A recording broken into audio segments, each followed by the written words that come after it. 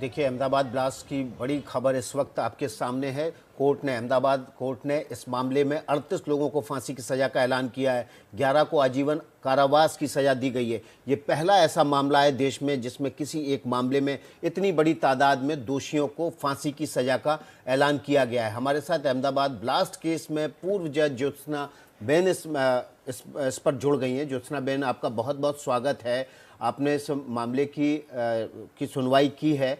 आपसे बस ये समझना चाह रहे हैं कि किस तरह के एविडेंस रखे गए थे, जिन एविडेंस के बेसिस पर कोर्ट ने ये फैसला आसानी से पहुंच सके कि ये मामला rare of the rarest case है और इसमें दोषियों को फांसी की सज़ा ज़रूर देनी चाहिए।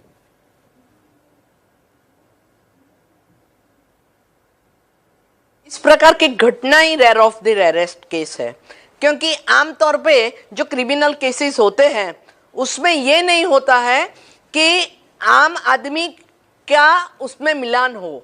इसमें क्या हुआ है कि बहुत सारे एक्यूज ज्वाइन होके क्रिमिनल कॉन्स्पिरेसी करके उन्होंने देश के विरुद्ध युद्ध छेड़ने जैसा गंभीर प्रकार का गुनाह किया है। एक टेररिस्ट गैंग या एक गैंग टेररिस्ट ऑर्गेनाइजेशन बना के उन्होंने उसमें कार्य किया और पूरे गुजरात में अलग अलग जगह एक साथ बॉम्ब ब्लास्ट करके आतंक फैलाने का जो काम किया है वो बहुत ही गंभीर प्रकार का गुनाह है। और जब जज को सजा करनी होती है तो एविडेंस। ज्योत्सना जी, मैं आपके पास लौटती हूँ क्योंकि पूरे विस्तार से हम इस पर बात करेंगे और अब मैं आपके पास फिर से आऊंगी। एक बार अहमदाबाद का रुख कर लेते हैं। अब्बास उमर समेजा, जावेद अहमद, सगीर अहमद शेख, मोहम्मद इस्माइल, मोहम्मद इसाक मंसूरी, अफजल उस्मानी, मोहम्मद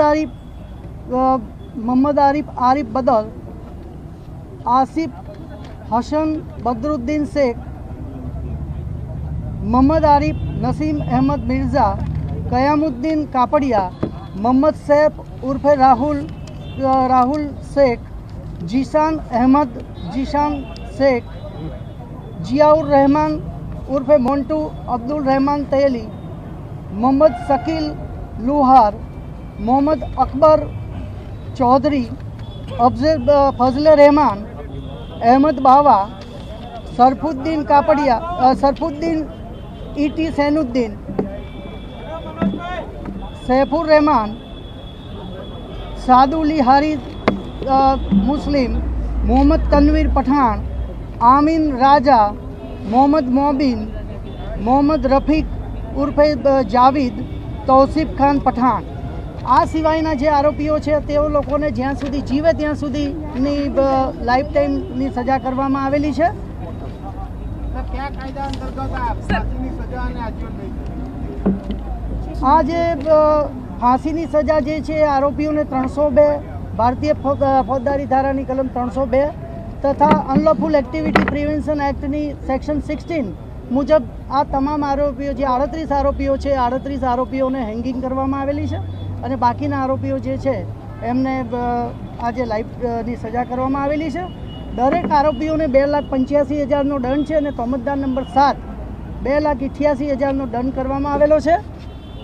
તોમતદારો જે છે એટલે નામદાર કોર્ટે જે કોમ્પેન્सेशनનો ऑर्डर करेलो છે 1 लाख। ज्योत्सना बहन पूर्व जज अहमदाबाद कोर्ट की बनी हुई हैं, हम उनका रुख कर लेते हैं। ज्योत्सना बहन, आपने सुना सरकारी वकील अमित पटेल को, क्या वो जानकारी दे रहे थे? एक बार आपने भी सुना होगा, एक्सप्लेन कर पाएंगे?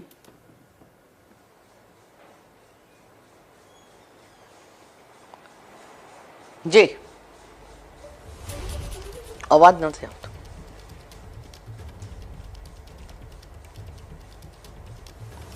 हाँ जी, आपकी आवाज नहीं आ रही है। जी ज्योत्सना बहन, आज जो भी मैं ये कह रहा था आपसे कि सरकारी वकील अमित पटेल जी, हम जितेंद्र दीक्षित के पास चलते हैं। सरकारी वकील अमित पटेल जो बोल रहे हैं उसका ट्रांसलेशन वो सुनाएंगे।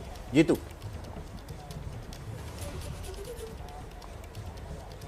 जी, देखिए, सरकारी वकील ये बता रहे थे कि आज कोर्ट में किस तरह से पूरी कार्रवाई हुई और आरोपियों को किन किन धाराओं के तहत जो है सजा सुनाई गई और किन किन आरोपियों गुजर गए उनके वारसदारों को देने का ऑर्डर किया है। 50,000 रुपीज़ जिसको गंभीर इंजर्ड जो भी हुए थे उनको देने का ऑर्डर किया है, और 25,000 रुपीज़ जो भी है वो जिसको सिंपल इंजरी हुई थी उसको देने का कॉम्पेंसेशन का अवार्ड हुआ है। और दूसरा बताइए आपको क्या कौन कौन सी धारा के तहत कोर्ट ने ये जो भी एक्यूज है उनको section 302 of IPC and 16(1)(b of UAP act, unlawful prevention activities act के तहत उनको सजा मिली। सर 38 लोगों को एक साथ फांसी की सजा शायद देश का ऐसा पहला मामला होगा। जो हम जानते हैं तब तक ऐसा है, मगर एग्जैक्टली हमारे पास अभी कोई डेटा नहीं है पूरे इंडिया का, इसलिए हम वो नहीं बता सकते। कोर्ट ने क्या कहा सजा सुनाते वक्त? 38 लोगों को फांसी की सजा। अभी जो भी सजा जो ऑनरेबल कोर्ट ने की है वो ऑनरेबल कोर्ट ने सभी सेक्शन में कौन से एक्यूज को कौन सी सजा की है वो अभी बताया है। टोटल जो जजमेंट जो है वो हमने अभी पढ़ा नहीं है, तो वो पढ़ने के बाद में ही आगे उन्होंने क्या माना है, मगर प्रोसिक्यूशन का केस जो है वो ऑनरेबल कोर्ट ने माना है, और इसके बाद में ये टोटल 38 एक्यूज को आज मृत्युदंड की सजा दी है। सर सबसे अहम मामला कि कोर्ट ने जो घायल लोग हैं उनके लिए भी मुआवजे की घोषणा करवाई है, वो क्या है, कितना मुआवजा? मैंने आपको बताया पहले कि एक जो कॉम्पेंसेशन जो है वो जो गुजर गए उनके वारसदारों को 1 लाख रुपया, जो जिसको गंभीर ईजा हुई थी उनको 50,000 रुपया, और 25,000 रुपया जिसको सिंपल ईजा हुई थी उसको 25,000 रुपये का मुआवजा दिया है। ये कितना इम्पोर्टेंट रहा इस पूरे क्या यूएपीए सर? यूएपीए एक्ट जो है इसके अंदर जो टेररिस्ट एक्ट जो है वो टेररिस्ट एक्ट के अंदर ये सभी एक्यूज को सजा की है, तो यूएपीए एक्ट जो है वो भी ये केस के अंदर काफ़ी इम्पोर्टेंट रहा है। सर ये जब दलीलें हुई तो किस तरह से माना गया इंडियन मुजाहिदीन के जो संगठन से जुड़े हुए लोग थे, सिमी के लोग, क्या क्या कनेक्शंस, क्या दलीलें हुई आप लोगों की तरफ से, क्या ज़्यादा से ज़्यादा किया गया कि इन्हें फांसी की सज़ा हो? इसमें ये जो भी एक्यूज जो है उनको ऑनरेबल कोर्ट ने 120B रेड और 302 में आज सजा की थी, और सभी एक्यूज और को टेररिस्ट एक्ट में भी सजा की थी, इसलिए हमने ज़्यादा से ज़्यादा ये सब एक्यूज को सजा हो ऑनरेबल कोर्ट करे, इसके लिए हमने दलीलें पेश की थी। तो सीधे चलते हैं हमारे साथ ज्योत्सना बहन, अहमदाबाद कोर्ट की पूर्व जज जुड़ी हुई हैं, उनका रुख कर लेते हैं। ज्योत्सना बहन, आपने देखा इस केस में सबसे ज़्यादा बड़ी तादाद में किसी भी मामले में दोषियों को फांसी की सज़ा दी गई है। आपने तो बहुत सारे केस और मुकदमे देखे होंगे, सुने होंगे, किताबों में पढ़े होंगे, क्या था इस केस में ऐसा अलग जो इतनी बड़ी तादाद में फांसी की सज़ा दोषियों को दी गई?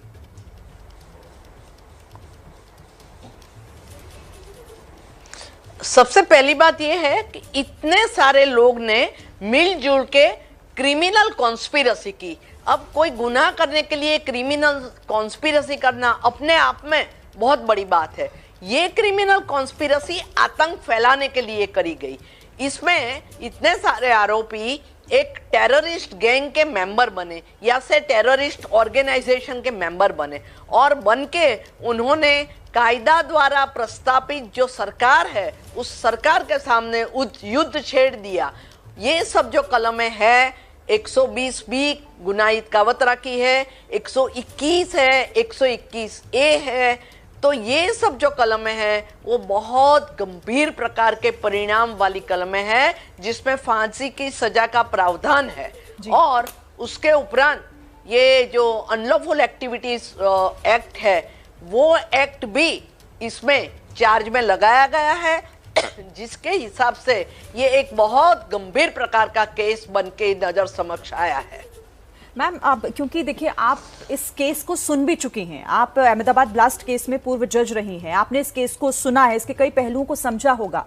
मैं आपसे समझना चाहती हूँ कि ये केस कैसे बाकी केसेस से अलग था, और इतनी बड़ी संख्या, जैसा विकास भी आपसे जिक्र कर रहे थे, और अगर मुश्किलों की बात करूं, क्योंकि 14 साल का इंतजार किया है लोगों ने, और उस मुश्किल क्या क्या रही, कैसे ये केस अलग बना, अगर उस बारे में आप कुछ बता सकें।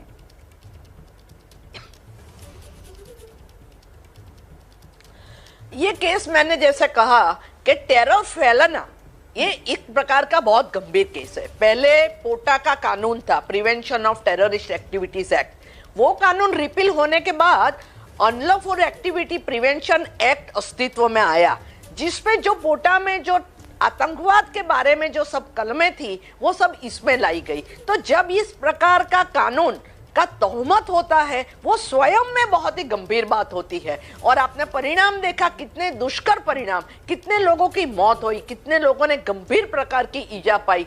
और आम आदमी जिसको कुछ ईजा नहीं हुई, उसके मन को ईजा हुई, उसके दिल में जो आतंक, जो भय फैला, वो कोई आम बात नहीं है। अगर कोई एक इंसान दूसरे इंसान का मर्डर कर देता है तो जरूर से जिसका मर्डर हुआ है उसके फैमिली में बहुत भय पैदा होगा। पर यह तो पूरे समाज में, पूरे देश में एक कानून से रची हुई सरकार के सामने युद्ध छेड़ना और एक टेररिस्ट गैंग बना के सिस्टमैटिक कैंपेन करके सिस्टमैटिक क्रिमिनल कॉन्स्पिरेसी करके कार्य करना। आपने इस केस को खुद सुना है, आपके सामने पुलिस ने इन्वेस्टिगेशन के दौरान और उसके बाद कौन कौन से सबूत रखे, किस तरह से सीक्वेंस ऑफ इवेंट्स को जोड़ा, ये बहुत महत्वपूर्ण हो जाता है। वो आप बता पाए अगर हमें।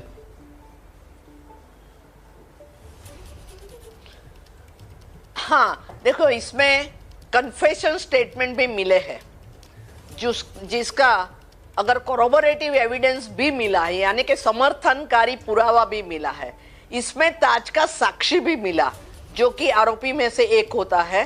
तो ऐसी चीजें हर केस में उपलब्ध नहीं होती है। एक्चुअली जब क्रिमिनल कॉन्स्पिरेसी होती है तब सुप्रीम कोर्ट ने अनेक जजमेंट में कहा है कि direct evidence is seldom available. पर इसमें क्योंकि ताज का साक्षी था, क्योंकि कन्फेशन से, सो बहुत सारे अच्छे जिसको हम valid and lawful, admissible, relevant, acceptable evidence बोल सकते हैं, वो एविडेंस है। और इसके लिए इसमें जो 121 में फांसी की सजा है, जो आमतौर पे हम लोग नहीं करते हैं, रेयरेस्ट ऑफ रेयर सजा है, वो भी करनी आवश्यक जब न्यायाधीश साहब ने मानी होगी तभी की है। और इतने सारे एविडेंस सेल्डम मिलते हैं। एक्चुअली कॉन्स्पिरेसी हमको सर्कमस्टेंसेस के आधार पर उसको इन्फर करना पड़ता है जी। पर ये जो केस है उसमें कॉन्स्पिरेसी का भी एविडेंस मिल गया। अब इससे ज्यादा तो जज को क्या चाहिए जी। आप खुद इस केस की सुनवाई में शामिल रही हैं ज्योत्सना बहन,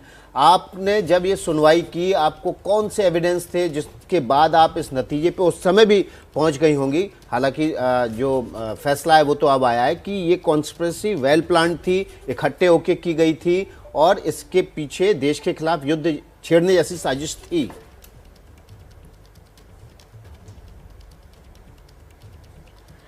इसमें क्या है कि मैं ट्रायल शुरू करने वाली, मतलब साक्षी की जुबानी लेने वाली प्रथम जज थी। तो मैंने करीबन 300 या 300 से ज्यादा साक्षियों की जुबानी रिकॉर्ड की है। वो जो प्रोसेस होती है, at that time presumption of innocence is applicable. तो simpliciter as a process you record whatever oral evidence is available to you. जैसे जैसे चार्जशीट आगे आती गई वैसे वैसे एविडेंस भी ज्यादा कलेक्ट होते गए। तो उसके बाद डिफरेंट एविडेंसेस आए। इसमें मैंने जैसे कहा कन्फेशन है मैजिस्ट्रेट के पास, और ये जो एक ताज का साक्षी भी मिल गया। तो ये सब बातें हैं, बहुत विशिष्ट बातें हैं, ये आम बातें नहीं है। मैं जब थी तब सारे जो पंचनामा बने थे, उस पंचनामा का जैसे गुने की जगह का पंचनामा, जिसको हम बोलते हैं कि panchnama of the scene of the offence, तो ये सब था। तो वो भी बहुत अच्छे से बना था। केस का इन्वेस्टिगेशन भी बहुत सिंसियरली हुआ है। काफी अच्छे एविडेंसेस कोर्ट के पास लाए गए हैं। तो मैम आप हमारे साथ बने रहिए, क्योंकि इस केस को आपने बहुत अच्छे से देखा और समझा है। इसकी बारीकियों पर भी आगे आपसे हम चर्चा करेंगे।